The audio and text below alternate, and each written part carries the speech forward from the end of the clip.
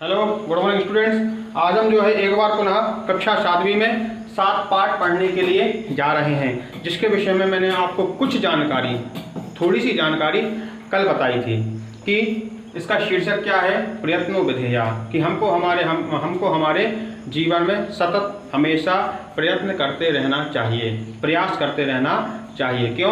क्योंकि जब आप निरंतर प्रयास करोगे, प्रयत्न करोगे, तब आप अपने लक्ष्य की प्राप्ति कर सकते हो। इसलिए नीति शास्त्र में एक श्लोक आया कि उद्यमेन ही सिद्ध्यन्ति कार्याणि न मनोरथै नहि सुप्तस्य सिंहस्य प्रविशन्ति मुखे मृगा। उसमें बताया है कि उद्यमेन ही सिद्ध्यन्ति, व्यक्ति के जो सारे कार्य हैं वह उद्यम के द्वारा ही सिद्ध होंगे। उद्यम का मतलब क्या होता है? प्रयत्न करने पर। ठीक है, उद्यमेन ही सिद्ध्यन्ति कार्याणि सिद्ध्यन्ति उद्यमेन। जितने भी कार्य हैं, समस्त प्रकार के जो कार्य हैं, वह केवल प्रयास के द्वारा, प्रयत्न के द्वारा ही सिद्ध हो सकते हैं। और केवल मनोरथ ही, केवल सोचने से, विचार करने से ये कार्य सिद्ध नहीं होते हैं। सोचने से, विचार करने से यह कार्य सिद्ध नहीं होते हैं कि बस अलसस् स्वप्नः, पड़े पड़े बस स्वप्न देखते रहो, ऐसा हो जाए, ऐसा हो जाए, ऐसा हो जाए, तो कभी ऐसा होता नहीं है। उसके लिए आपको प्रयास करना पड़ता है, प्रयत्न करना पड़ता है। ठीक है, नहीं सुप्तस्य सिंहस्य, वहां पर उदाहरण दिया कि सोते हुए सिंह के मुख में कभी मृग आकर स्वयं प्रवेश नहीं करता है।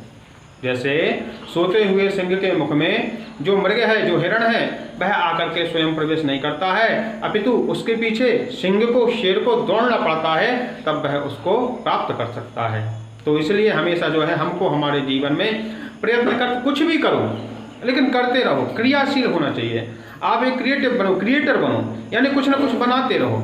यदि खाली बैठे रहोगे, यदि फ्री बैठे रहोगे, तो निश्चित है उसमें उटपटांग विचार आएंगे, गलत विचार आएंगे, तो आपका जो है मन गलत दिशा की ओर जाएगा। तो हमेशा जो है पॉजिटिव थिंक रखिए, हमेशा कुछ ना कुछ प्रयत्न करते रहिए, प्रयास करते रहिए, जिससे आप अपने लक्ष्य को प्राप्त कर सकें। तो आइए हम पुनः उसी पाठ की ओर चलते हैं, जिसमें बताया कि रवि ने कहा तुम उचितम वदसि, तुम यानी तुम, उचित यानी बहुत सही, वदसि यानी बोलते हो। तरणम अति कठिनम, तरणम यानी जो तैरना है, अति कठिनम वह बहुत कठिन है। यह सत्य बात है कि जो तैरना है वह बहुत कठिन है। किंतु मोहना तरणस्य प्रयत्नम करोति, लेकिन मोहना यानी जो मोहन है, तरणस्य प्रयत्नम करोति, वह तैरने का प्रयास करता है। कि जो मोहन है वह तैरने का प्रयास करता है। अतः सह न निमज्जति, इसलिए वह नहीं डूबता है।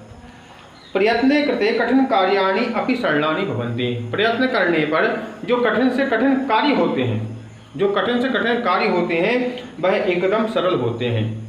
जैसे यथा का मतलब होता है जैसे। प्रयत्नेन एव महाभारत युद्धे पांडवाः जयं प्राप्तवन्तः, प्रयत्नेन यानी प्रयत्न से ही, एव यानी ही, महाभारत युद्ध में पांडवों ने जय यानी विजय प्राप्त बनता है, यानी प्राप्त थी। कहाँ पर देखिए, एक तरफ केवल 5 पांडव थे, एक और 5 पांडव थे, और एक और सागर जैसी विशाल कौरवों की सेना थी। लेकिन उनको यह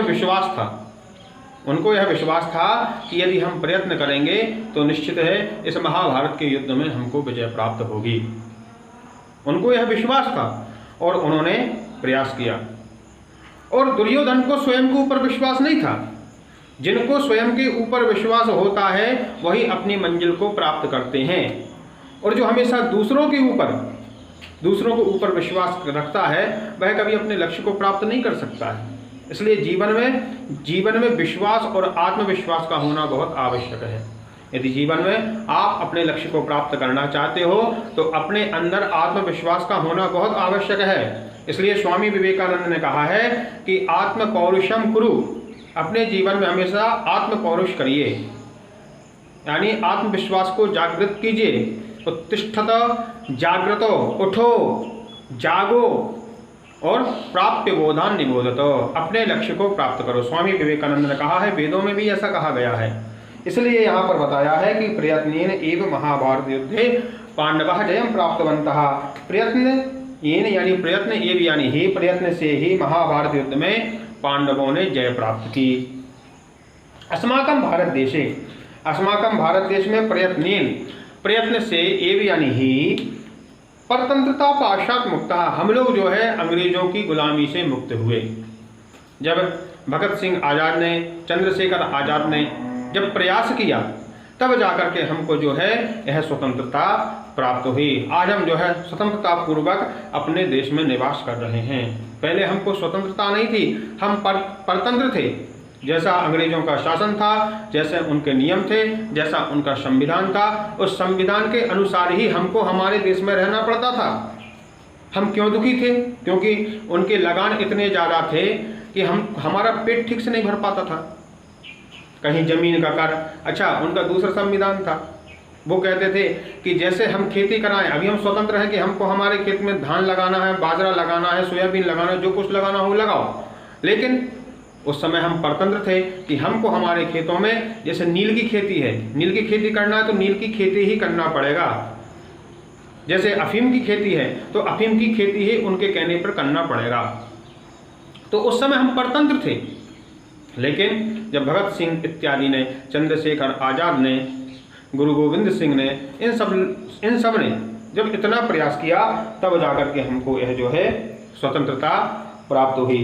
तो अस्माकं देशः प्रयत्नेन एव परतंत्रता पाश्चात मुक्ता, हमारा जो देश है वह प्रयत्न से ही परतंत्र से मुक्त हुआ। ठीक है।